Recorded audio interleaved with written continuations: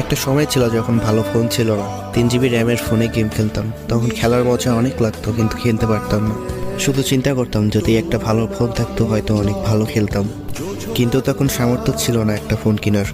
আর এখন এসে যখন একটা ভালো ফোন হয়েছে তখন গেমের আসল মজাটাই শেষ হয়ে গেছে।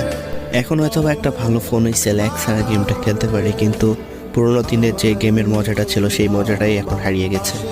আগে যাদের সাথে ঘন্টার পর ঘন্টা গেমটা খেলে সময় পার করে দিতাম, সেই বন্ধুগুলোও এখন গেমটা ছেড়ে দিচ্ছে। যারা নতুন গেমটা খেলতেছে তারা হয়তো বা কখনোই আমাদের ফিলিংসটা বুঝতে পারবে না।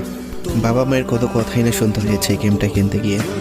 আসলে সব কিছুর একটা সময় থাকে, সময় পার হয়ে গেলে হয়তো বা সেগুলো থাকলেও আর সেগুলোর কোনো মজা থাকে না।